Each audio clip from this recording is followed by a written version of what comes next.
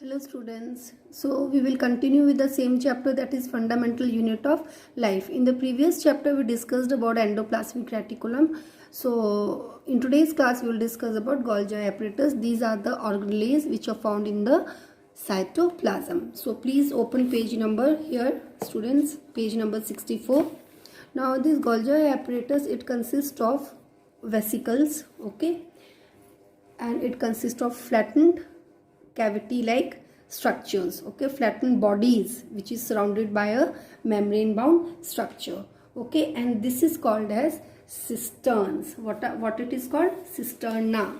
You can see in this book, this is a Golgi apparatus. You can see here this. So this Golgi apparatus, you can see here, it consists of vesicles. These are the vesicles, can you see? And these vesicles here, here this is what is this? This is the flattened portion and it is membrane bound structures. Can you see this?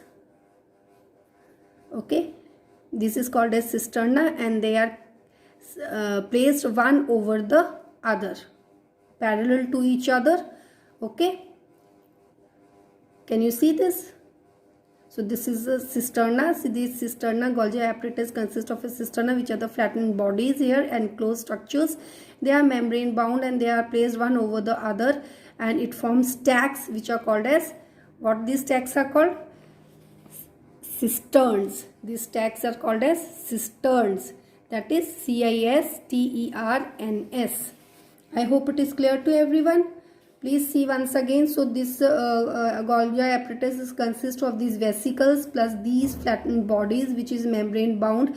This is called as cisterna. Can you see here cisterna? They are placed one over the other, parallel to each other and they form stacks, okay, which are called as cisterns. Okay, understood? Please see this question. So this is called as, please underline, cisterns, this, okay, membrane bound. Now this Golgi apparatus, what is the function of this Golgi apparatus? The material which is synthesized near the endoplasmic reticulum, okay, that is packed and dispatched to various targets inside and outside the cell through Golgi apparatus. I hope it is clear. So whatever material is present near the endoplasmic reticulum, that is carried or that is transported by Golgi apparatus to different organelles and to different parts of the cell outside or inside. I hope it is clear to everyone nicely. So please underline, the function of Golgi apparatus is storage, modification and packaging of products in the vesicles. Golgi apparatus is also involved in the formation of lysosomes. So I hope everyone has understood what is Golgi apparatus. Now we come to lysosomes.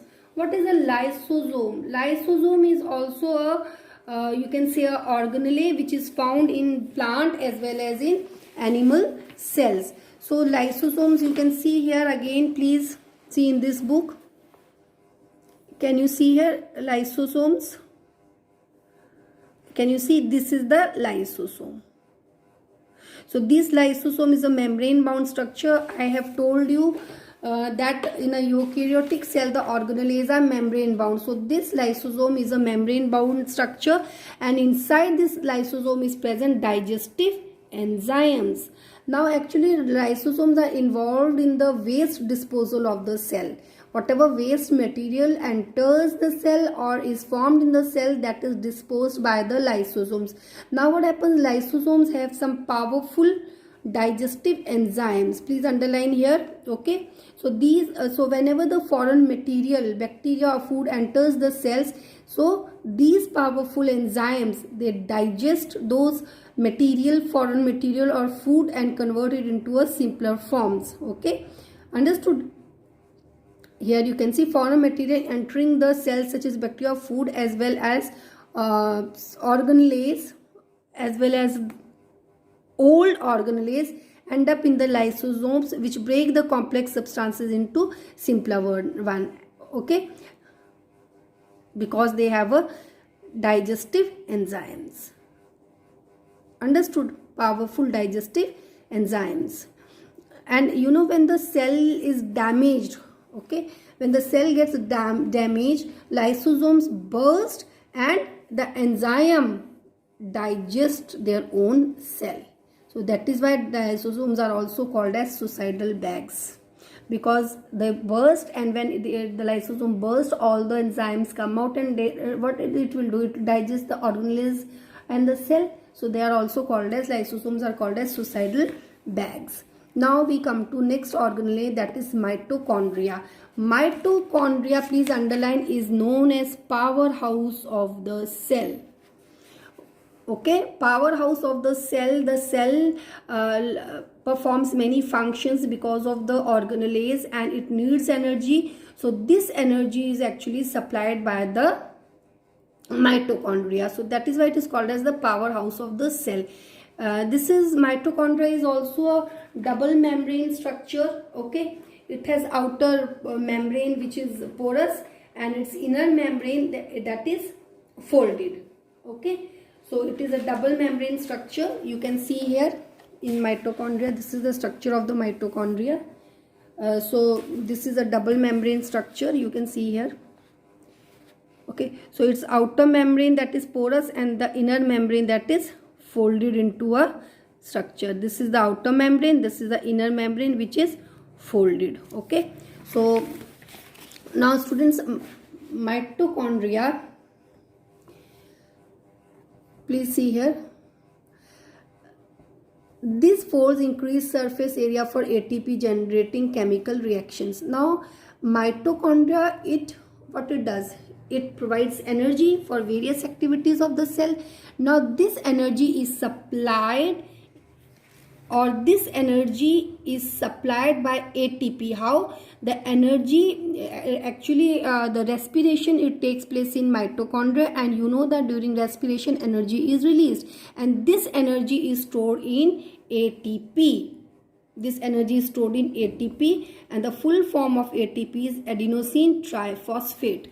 Okay, so whenever the energy is needed, then this energy is supplied by the ATP of the mitochondria. So ATP is also called as energy currency of the cell. Understood? Mitochondria are strange organelles in the sense that they have their own DNA and ribosomes. Okay, so they have their own DNA and ribosomes, and so mitochondria are able to make some of their own proteins. I hope it is clear to everyone. Then we come to plastids. These plastids are also some structures, organelles, which is found only in plant cells, and they are of two types, chromoplast and leucoplast. Chromoplasts are the colored plastids, and leucoplasts are the colorless plastids. These chromoplasts, okay, chromoplasts are the colored plastid. Chromoplast containing green pigment, okay, chromoplast containing green pigment is called as chloroplast. It is called as chloroplast. So chloroplast is not a separate plastid which is present in the cell. Plastids are actually of two types, the chromoplasts, which are the colored plastids, and the leucoplasts, which are the colorless plastids. So the chromoplast containing green pigment is called as chloroplast. But other than green pigment, it also has some other pigments like orange color, or like orange, yellow pigments are also present in addition to chlorophyll. I hope it is clear to everyone nicely. So this chloroplast, the green pigment which this chloroplast contain, that is called as chlorophyll. Understood? So chromoplast containing green pigment. What is the green pigment? Chlorophyll. That chromoplast is called as chloroplast. Leucoplasts are primarily organelles in which materials like starch, oils, and protein granules are stored. So leucoplasts are colorless plastids. So their main function is in storing starch, oils, and proteins. Okay. Now we come to vacuoles. Structure is not so important, but still, if you want, internal organization of chloroplast consists of numerous membrane layers embedded in a material called stroma. These are similar to mitochondria in external structure. You underline this. Like mitochondria, plastid also have their own DNA and ribosomes. So nucleus has its own DNA, mitochondria has its own DNA, and chloroplast has its own DNA. They have their own ribosomes also. So they are, you can say that they are semi-autonomous. Next is vacuoles. Okay, these vacuoles are the storage organs. Okay, generally they store some important solid or liquid substances. Vacuoles in case of animals, okay, vacuoles are small in size, but in case of plants, vacuole is, or a plant has a very large vacuole. You can see here. So this is a vacuole which is of large size in plant, but in case of animals they are very small in size. The vacuole of some plant cells may occupy this much of volume. So major volume is occupied by vacuole in some of the plants. Now students, this vacuole contains some substance, watery substance, which is called as cell sap, and it also provides turgidity and rigidity to the cell. It makes the cell rigid. Now many important substances like amino acids, sugars, organic acids, and some proteins are stored in the vacuoles. Understood or no? So please see here. Each cell acquires its structure and ability to function because of the organization of its membrane and organelle in specific way. So they are arranged in a specific way. There is a particular way in which they are arranged, and because of which the cell is called as the basic structure, or it has a basic structural organization. And because it has a basic organization, it helps the cells to perform functions like respiration, obtaining nutrition, and clearing the waste material or forming new protein. So thus the cell is the fundamental structural unit of living organism. It also forms basic functional unit of life. So cell division we will do in next class. Okay, so we will try to do some question answers, 1 or 2 question answers. Let us do now. Please open page number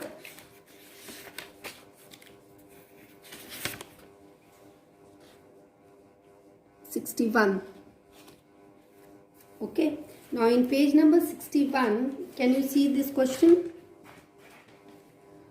How do substances like carbon dioxide and water move in and out of the cell?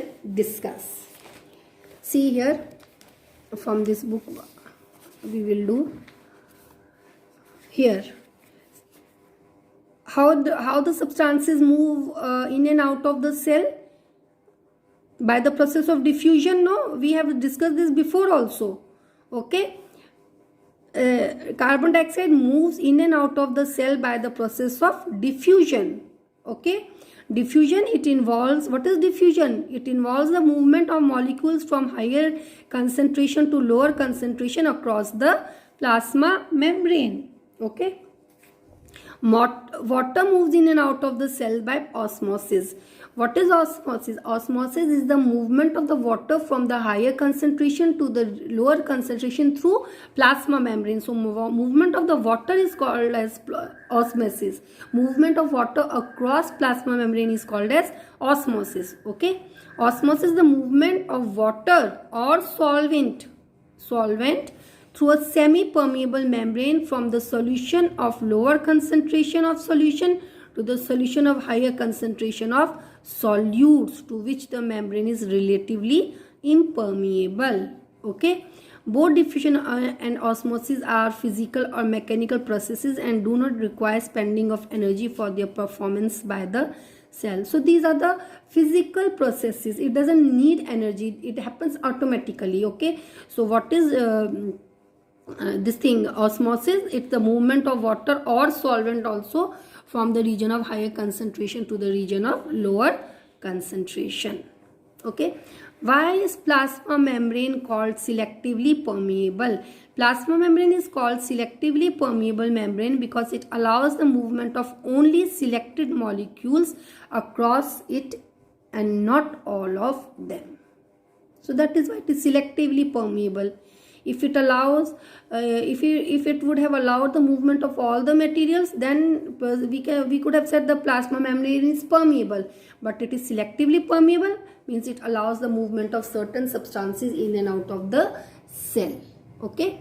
So we will do till here. In the next class, we will discuss some more questions, and we may discuss something about cell division. Okay. Thank you, students.